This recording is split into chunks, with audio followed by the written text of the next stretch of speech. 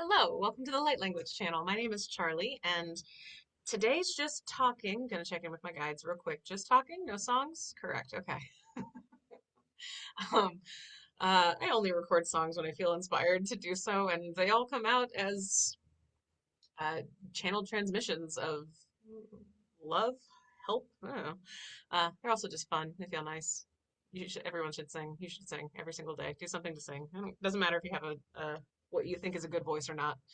Um, Anyway, what it is that I'm sort of here to talk about is mediumship, or at least how I've been experiencing mediumship, because it's not something that I have formal training in from another person necessarily teaching this is how you do mediumship and this is how this and this is how that.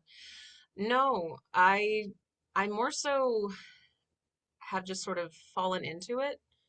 Um, and also it's been something that's much easier to do, well, has been much more straightforward to do after having learned how to read Akashic records. So I kind of just want to share about what's been going on with that for me and how I've been using it with the puppets, because I do have now a new channel, Zuzu and Proxy and Charlie and Guest. I'll put it in the description for that channel. um it it started after I got Zuzu, and I know there's a whole video on here. You can watch that whole excited, hey, I got a puppet. Oh my God. And then I to get locked in and linked in was I had taken in some THC and was just playing around and managed to get into a full connected mediumship moment with both Scout and Kristen, because they're both other sided.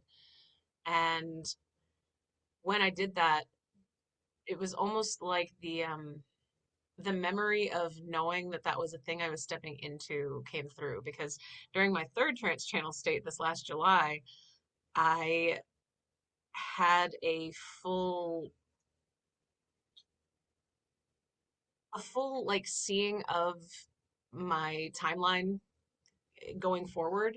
Um, and it involved puppets.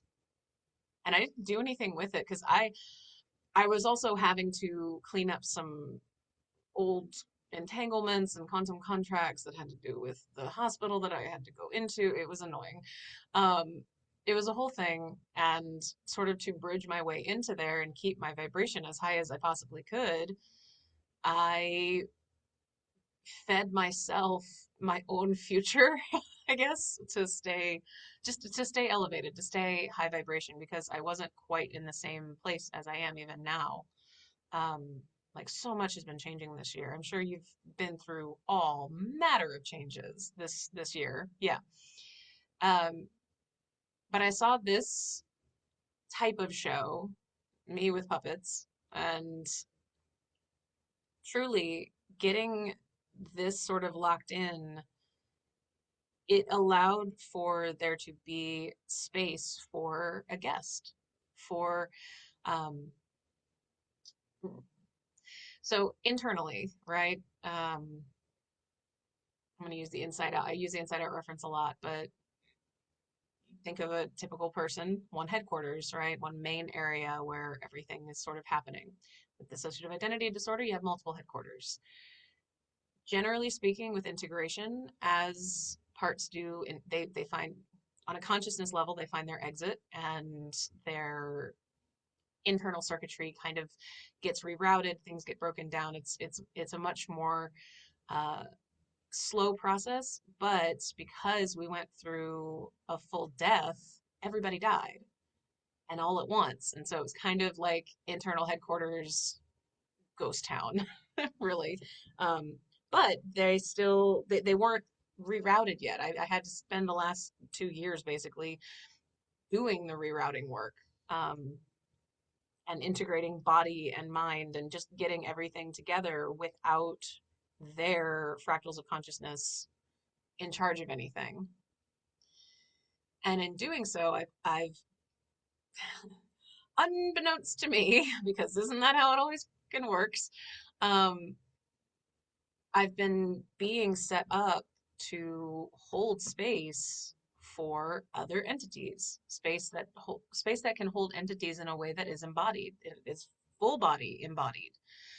And that's really confusing and really, it feels a little scary to even say that, like, I'm letting ghosts come into my body and use my voice. It feels a little scary, but because I'm using the puppets, they are operating as energetic holders for that space. And basically, Scout and Kristen hold they both open the door and hold the like ending of the door and sort of hold this energetic space for whoever it is that comes in. And then whoever it is that comes in, it's been predetermined. Like there's contracts on that I don't know anything about on a conscious level.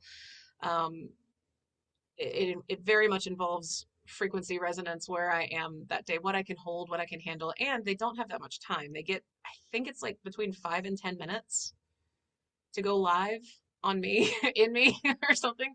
They get on air time basically. Um, they don't get access to my hands for this level of translation and light language. They would be able to, I think, if they were, yeah, they would. So but that creates a bigger integration event in the body. And so we don't want that because that's too much, right? That's too much connection, too much circuitry to a different entity. And to do that with someone whose brain type is like mine, to have these headquarters, it could literally form a new altar, and we don't want that, right? We don't want to do that. We don't want to give anyone access to sharing a life with me. That's not what we're here for.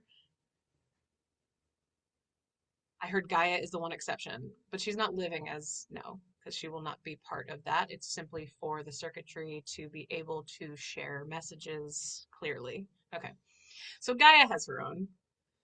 No wonder I'm vegan. Oh my God. Okay. No, it's fine. It's cool. Sorry.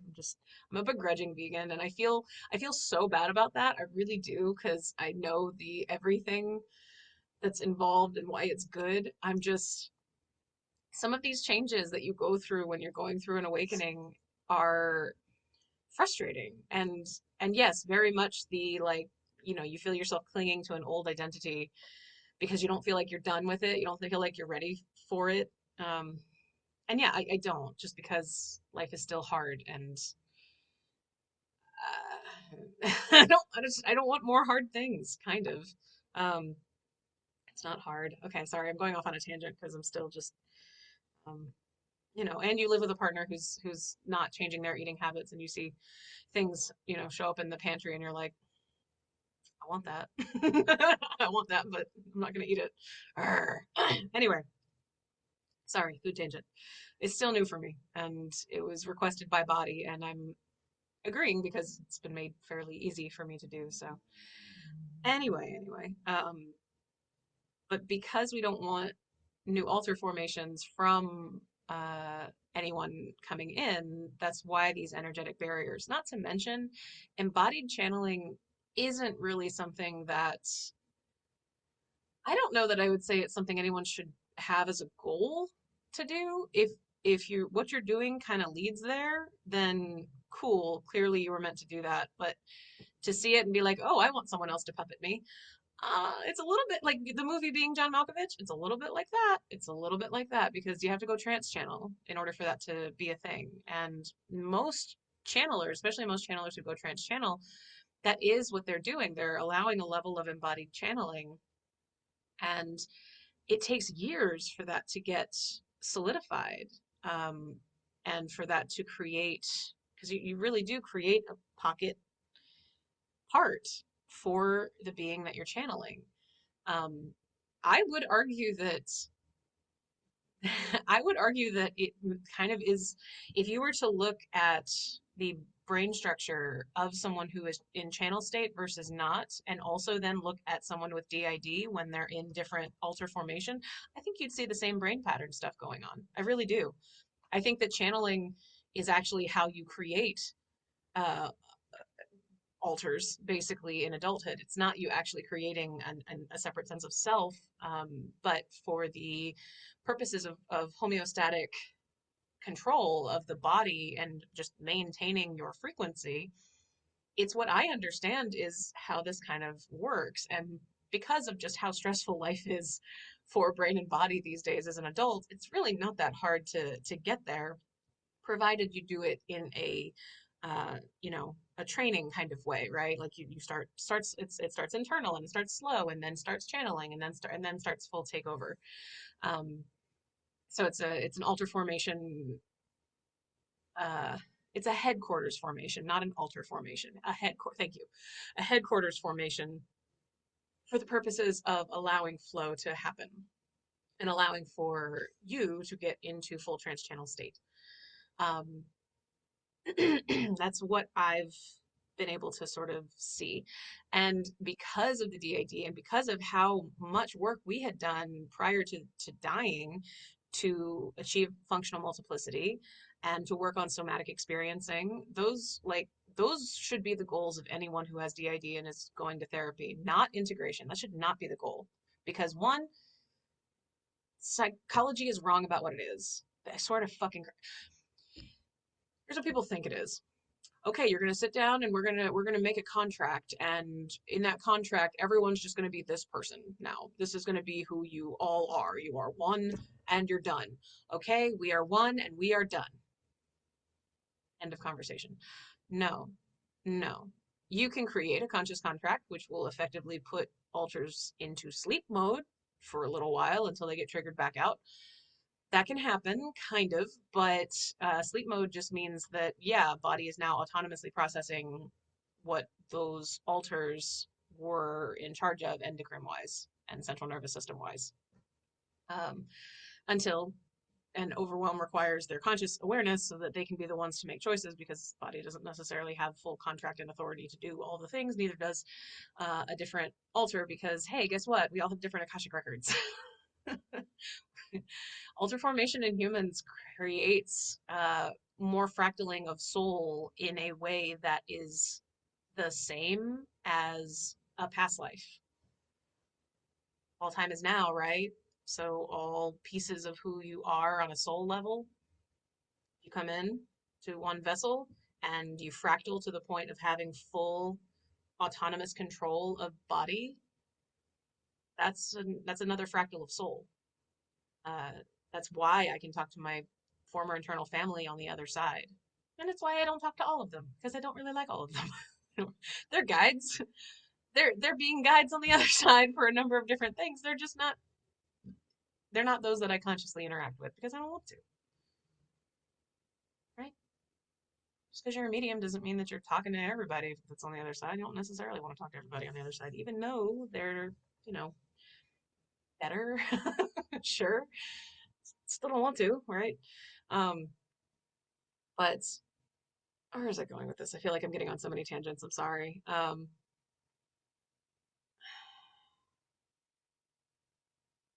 already lost where I was, but because all right, we'll circle back to the mediumship part.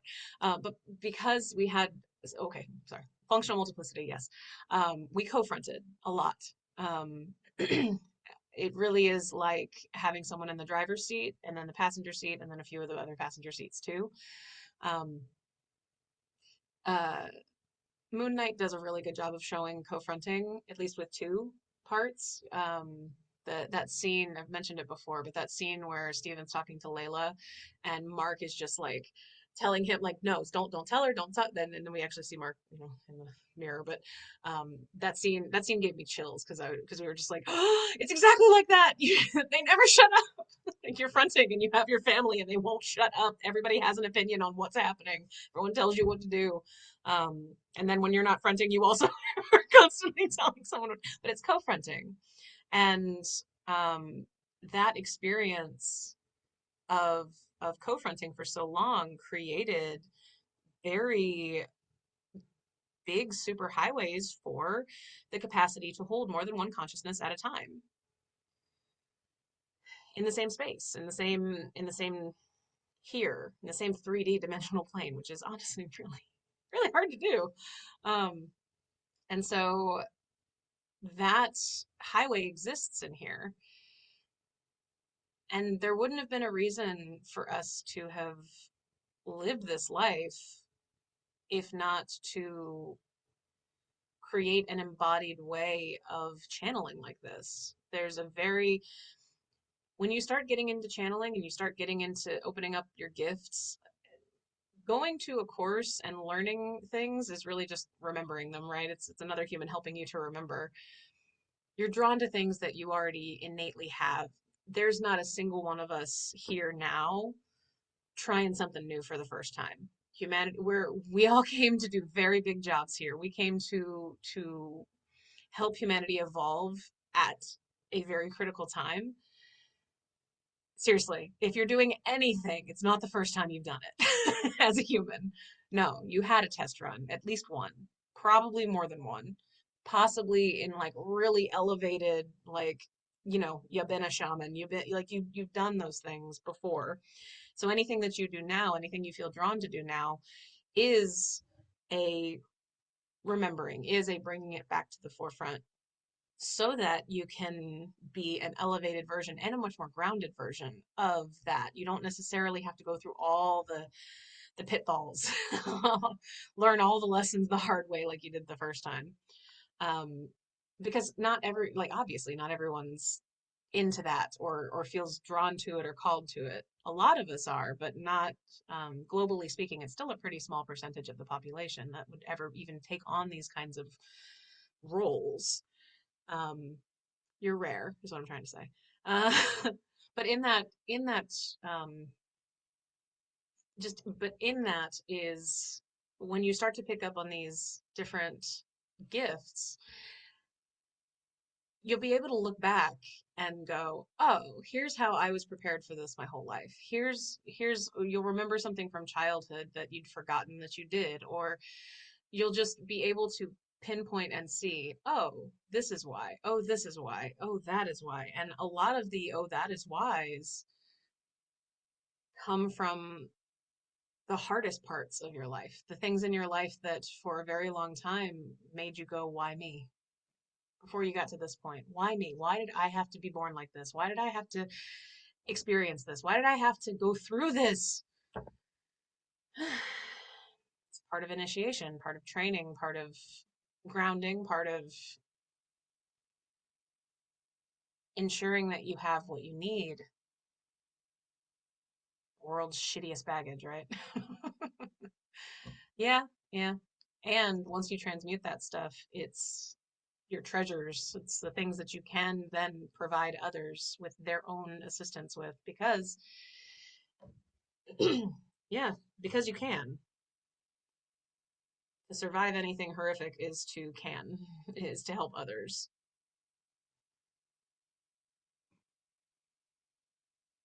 So as I've gotten myself aware of the mediumship moments that I'm having, I'm still very curious where it's continuing to lead because I'm trying really hard to not drive this particular train very much. I'm just sort of letting the inspired moments come out when they do. And so far, it's been a little bit of a mixed bag. Like it started with Gaia, and then I had a historical figure I will not name because I'm not doing last names. I'm not interested. I will do them privately if people want something like that, but I'm doing it for the show. I'm doing it to try to just to make a little bit of entertainment for the spiritual space because I mean, when I was a Christian and I taught preschool, none of this isn't for kids, but it involves puppets and it does not involve THC. So I even put it on the separate channel so that there wouldn't be overlap. Zuzu and Proxy are not named on this channel at all. Like, yeah, they appear in like 2 or 3 videos, but like I'm not taking those down. They were their origin point, and that's totally fine. And it really isn't. I don't mark it as for kids. Um, I'm my intention is for it to be for my fellow roughly our age people, fellow millennials who like and miss puppets, and who might be going through a spiritual awakening and just want to feel okay about something, or just a little bit of hey, you want some mediumship in a way that's puppets. That's where I feel called to do it. I was in a puppet ministry when I was a teenager. Like, we taught about things with Jesus and the Bible stories with puppets. Why on earth can I not do mediumship with puppets? Even though I know people are going to be really mad at me when they finally find me. I can feel it. I've been too tapped into I've been too tapped into a lot of different belief systems that are not okay with mediumship and channeling to know. Otherwise, I can feel it. I can already feel the sting of of you're evil. You're doing you're doing the devil's work. I'm like, no, he doesn't come through. That would be a no, because I'm only allowing. They're only allowing. I mean, I'm allowing for these moments to happen because I I center myself. I say a little like, all right, here we go. I hit record, and I don't tend to know who comes in. There's only one so far who I got a request before it did, and it's because it was a little boy, and I was like, okay, but because it's real, it's true. Like, what? I'm only gonna talk to celebrities in mediumship who are on the other side? Like, no, that's rude. Like, no, and that's not real. We lose people at all stages, right? I don't want to make a habit of that, and I've sort of told my guys, I'm like, only when necessary, please. Like, or not necessary, but build me up to it, please, because it's a lot. And I will say this though, animals have also come through. I had a dog that came through, and then it'll come out. I don't know. I did them in kind of a burst, and then they'll come out daily for now. But then a cat, and I gotta say, the cat got me because he was so grumpy. Legitimately was just in a mood, even on the other side, and I was like, okay, this is great. This is fun. Um, because it truly was still just a message, and their message is for someone. I don't know who, and I question. I really do. I question. I'm like, I don't know who this is for. The individuals that I don't know, because there have been two now individual, and I did call Gaia in a second time because after the kid, or no, it wasn't after. No, it was after the. Oh man, yeah. There was a woman who had had a really bad life as a substantial narcissist, and after we were done, I was like, Gaia, help. That was a lot. Can you please come in? And so I did one with Gaia, and she basically was just like, I'm not going to be coming in for more of these. This isn't really what this is for. This isn't so much for channeled, and though it is, because I also got a message from Three Eye Atlas, um, which was really loving and kind of generic, to be honest. I felt like it was generic. When I was done, I was like, that was a really generic, like, message, but also that makes sense. That's kind of what it's just what came through. So it's not necessarily just mediumship that I'm doing with the puppets. It is just also embodied channeling. Um, but the mediumship pieces of it are just coming through more and more. And this isn't my first time doing mediumship. When you go into Akashic Records and someone either asks, or if a guide is just someone that passed, like ancestors come through, family comes through, it can turn into a mediumship moment very easily. Especially, I've had it before where I'll be in the records, and the person that basically wants to provide the guidance is like, I don't know who's got, yeah, okay, Abuela's coming to mind right now. So I was talking to somebody, and Abuela came through, and she she basically like came up right here, and then the rest of his guides were just like silent. They kind of backed off. And even when I mentioned that, he started laughing. He was like, yeah, that sounds like Abuela. That sounds like my Abuela. I was like, okay. Yeah. Just a very commanding presence who was like, no, I'm the only one that's speaking right now, so you listen. Um, and I don't allow for embodied channeling like that. But I will translate using my hands when I'm one on one with people. Um, but that happens with Akashic Records because you're in the Akashic field and realm, and um, it it's it's the metadata of the universe. So when you're in there, it's, you can think of this picture this like giant spreadsheet, this 360-degree spreadsheet, right? And you're control effing. Who do you want to find? What do you want to find? What information do you want? Um, And it's what's coming through is for your highest good, and sometimes it's your highest good to hear from those you love, from those that will resonate more deeply and in ways that are substantially subconscious, because there might be a ton of memories involved that you don't remember, or just might need to get pinged in your cells, right? Just to even hear about a person can do that. It can light up your whole body in a way that wouldn't otherwise. Like you're going to be responding differently to a boiler coming in versus this guide that you maybe are just hearing about for the first time, right? Like it's just going to do different things. Um, so yeah, mediumship is something that I feel like you can expect to not accidentally do, but if you started reading Akashic records and you've not done things with mediumship, I would say it's probably going to be happening more and more. Um, it just depends very heavily on what clients need, on what it is that you're actually doing. And as for me, with the puppets, it really is just me continuing to strengthen the connections and strengthen the capacity for me to do this, and opportunities to kind of, experiment with discernment and um, boundaries too. Because let me tell you, Betty came in and it's always so like stressful to me to bring in a celebrity, and it is, and I'm not saying her last name. She didn't quite make it to 100. There you go. That's all I'm gonna say. Um, she took over my whole body, and they're not supposed to do that. Um, but sh when an entity comes in who knows how to be a performer and knows how to be a full embodied channel, because the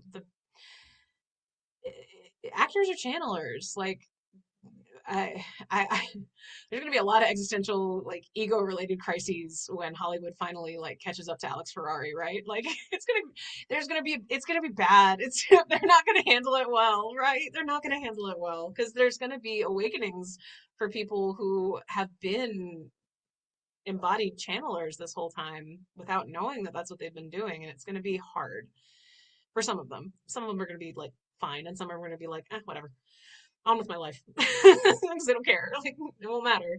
But those who like slow down and really take it in and go, wait, hold on, what? Embodied channeling, and then they start playing with it, and they realize that they can also like do mediumship stuff pretty easily because they already have the highways connected inside. It kind of just becomes an awareness game, really. We've been living our lives doing the things that we've been doing. It's only once we start having our awareness turned to, hey, there's a few other ways that you can focus what it is you're doing. And, instead of memorizing a script and really to do a good performance, right, pulling it from the Akashic realm to embody that character, you can do mediumship and you can embody a different character, right? Like, I'm just, I worry about people. I always worry about people because I want for every spiritual awakening to be less stressful and traumatizing than mine was, even though I know everyone has their own journey. I just, part of why I do this, I'm trying to catch people before they go off the deep end on some things. I think in part because I'm supposed to. Sometimes you go through the really hard stuff so that you can be like, hey, you don't have to go that way. You don't have to go the hard way. Just take in some of what I'm saying if it resonates, and make conscious choices otherwise. Uh,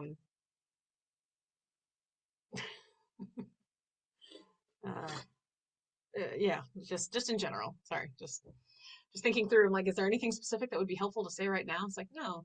But every video, it's not that everything needs to come out in every video, but there are things that I put into videos with the intention of them finding those who need it, hopefully before they would hit the point where experience will teach them instead of another person. Because we learn from other people now. We do a really good job with that. It's part of how we've been utilizing screens since we created them moving pictures, um, using historical. human storytelling to help teach lessons, but do so in very short format. I'm sorry, I'm rambling again. I like what I'm doing with the puppets. I like that it feels like a much gentler way to do mediumship. Um, Mainly because it's just me doing it on my own energetic terms for right now. I've not been doing this for clients. I don't see myself doing embodied channeling for clients because that just goes, not only does it just go so far outside of what it is I'm comfortable doing, but there's just so much, there's a lot of energetics involved in that. And I guess this is my PSA for doing that. I specifically have them coming in on jukebox mode. They are allowed to use my voice and body for music. That's it. They're not allowed to talk. Gaia is, and other channeled entities sometimes, because I've already been doing the practice with them, and I do I do a lot of um, I do a lot of channeled work just on my own. I don't record a lot of it. I just will sit down and sort of be like, okay, all right, let's practice, right? Let's go through this. Um, and I'll have conversations. I'll it feels like acting, right? It feels like I'm just doing improv alone. But the music allows for my entire central nervous system to stay very specifically regulated. And it's part of why when Betty came in and actually got down into my diaphragm, not supposed to go below uh, sacral, I guess. But to get to diaphragm is to go almost all the way down to, yeah, almost all the way down to base. So that's a no-no. But that was really helpful because it helped us all help me calibrate sort of that conscious choice spot of no, no, you can have chakras down to here, but do not go below there. And you can do that. Like that is something that you can do, but it does take experience to do it. It does take practice to do it. Um, it takes slow and steady boundary setting and play. It takes play because you can't really just think your way there, and you can't really just talk your way there. It really is about taking those moments to sort of do it. And I record when I do that because I want to watch it back. When you go trans channel state, it's when you go trans channel state, what you're basically doing is putting your experience in that moment in short term memory. And that's intentional and it's helpful because you don't necessarily want to hold on to all of the energetics of that because to hold long term another entity's Akashic record, it can screw you up. It can you can start remembering things that aren't yours. You can start pulling things from Akashic realms and timelines that aren't yours, right? Like you can start thinking that things are yours in the future that aren't yours. Like there's just a whole lot of crossing of streams that you don't want to do with long term. And generally speaking, I'm just checking in. Is that just how trans channel states work for the most part? Okay, what about not? What about when they don't? Not relevant for this conversation. When will it be relevant? Stop asking. Okay.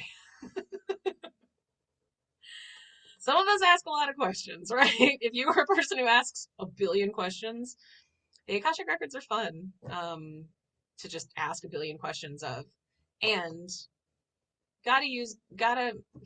I'm gonna say you gotta use discernment, but honestly, you're gonna fuck things up yourself and then learn from it. You are. Um, just take care of your body and like make sure that you have as many support systems in your life as you can when you decide to do this. That was there's my biggest lesson learned right there. I thought I had supportive people surrounding me when I went through all of this stuff, and I didn't.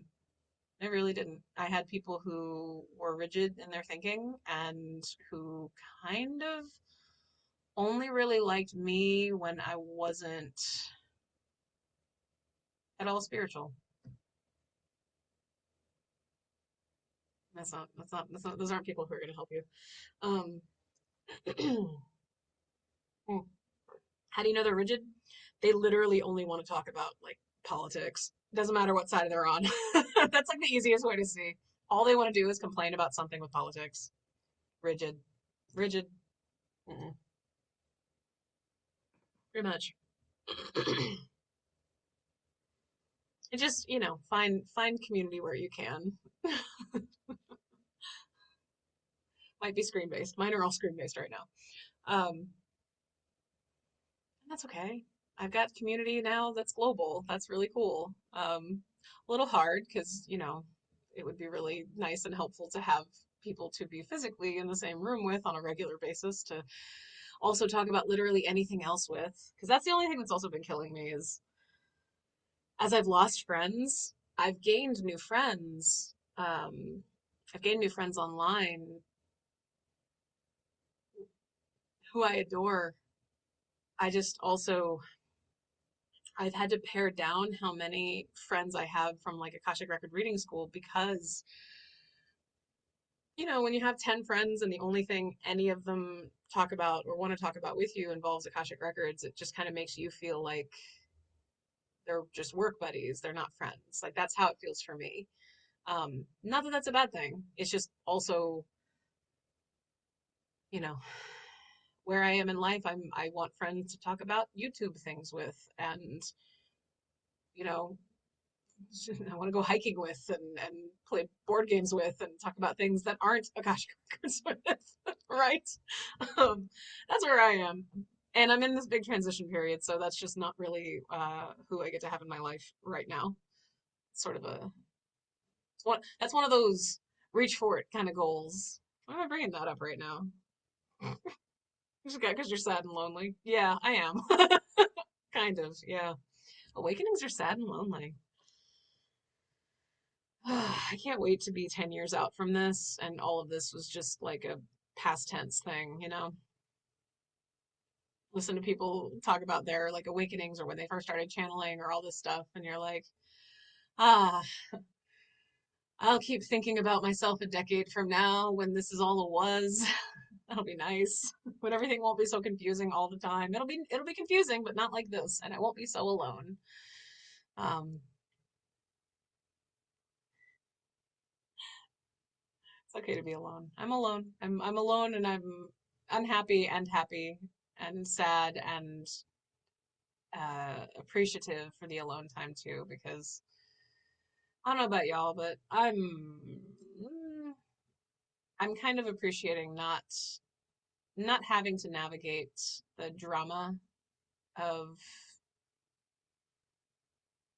friendships. Oh, that's so mean. But I've spent a lifetime having friendships where I was the person that people dumped on, right? I don't know that I know how to have friends.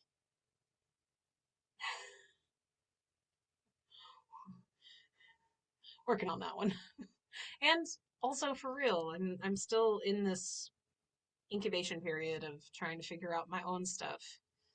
Like the realization that you're doing mediumship after you've already recorded episodes where you're clearly doing mediumship. Like, I didn't call it that because I haven't had formal training in it, but life has been my formal training for that.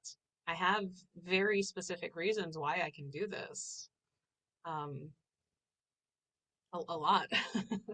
And just like how you don't necessarily need to go to college to be a success in whatever you're doing financially in life, yeah, you don't need to go through training programs to turn these capacities on.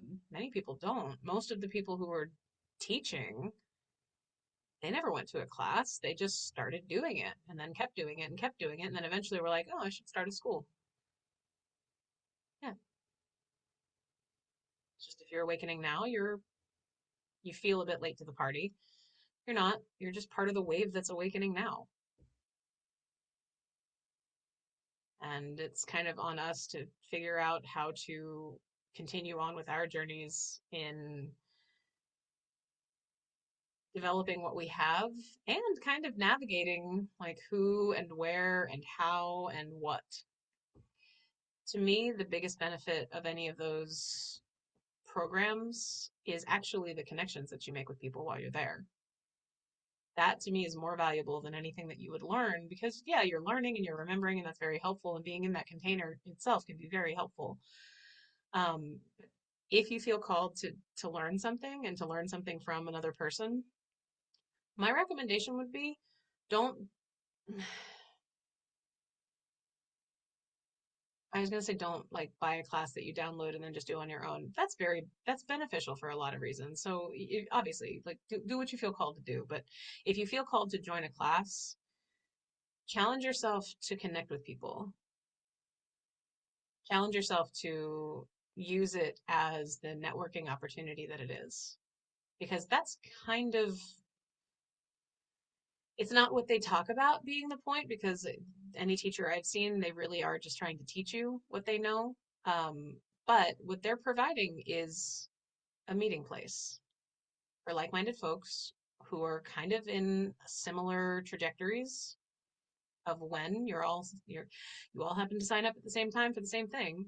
And what I've appreciated about one program was being able to actually really connect with people and get their information. And then what I feel like I missed from another program was that we didn't actually have that opportunity very much. We had to seek it ourselves more.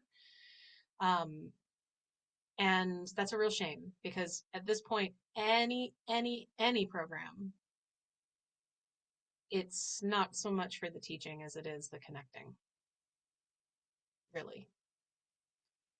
Because even just being in the container, you'll get what you need by being there. But what you will gain and what you will appreciate and what will stay with you and what will help are the people that you connect with. And sometimes only just for a short period of time. It might not be you're making friends for a long term. I definitely connected with more people that I've since kind of had to step away from as the years gone by, just because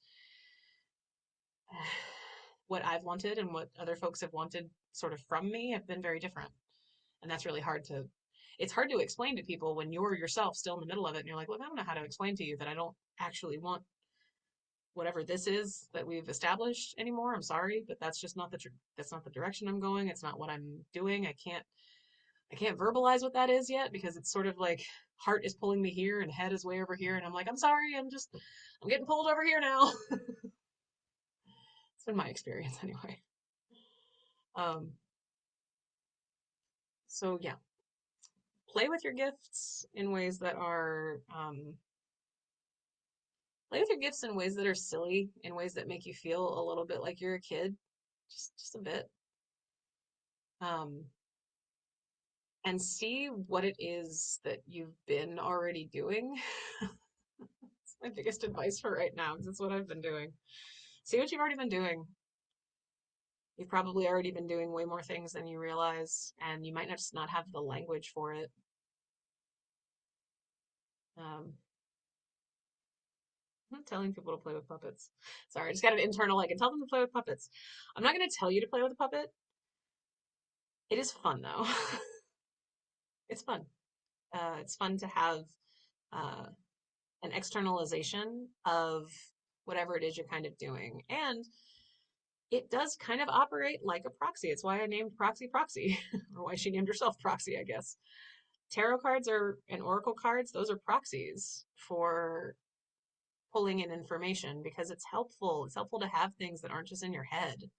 It's so hard to distinguish between thoughts and what's yours, what's coming in from elsewhere. It's so complicated to distinguish between. Having external proxies helps you notice what's going on inside of you, and it helps you focus, right? Having an external buddy to also be part of what is coming out of you, it allows you to practice that discernment of what is mine and what is not mine. What is mine? What is puppets? Right? Helpful. Helpful for the neuroplasticity development. Helpful for those new highways getting formed. Okay, I'm gonna close out. Is there anything that someone wanted to say about the puppets? Anything that anyone else wants to chime in with? Okay, well, thank you so much for watching. I appreciate you being here and everything that you bring to this, that you bring to me. Truly. I have other videos coming out. I don't remember what I did. Enjoy. And seriously, if you're at all curious about the singing mediumship puppetry that I'm doing, Zuzu and Proxy and Charlie and Guest is the YouTube channel. I know it's long. I know. I know. What can I say? I'm really and truly trying to put barriers up between myself and mean people. I don't want people to find me who don't want me. I'm not trying to be easy to find. I'm trying to be aligned to find, I guess. Yeah. She said, complaining on a regular basis. Oh my God, the video is coming out tomorrow. Oh man. Oh, it's a temper tantrum. It's a temper tantrum. I had it a few days ago. I had it a few days ago. I got bridged into it by a song that wanted to come out. I didn't know I was about to have just like a deluge of feelings. But I recorded it because I don't know. I don't know if you like someone complaining about their life, but it's kind of funny. I think it's funny. I don't know. I think it's funny now. I had a lot of feelings and to show you what I do with that when I have an emotional storm just with all the shitty feelings and how I use Gaia to get out of it. Well, enjoy. Thank you so much. Southern goodbyes, right? Love you so much. Talk soon. Bye. Bye.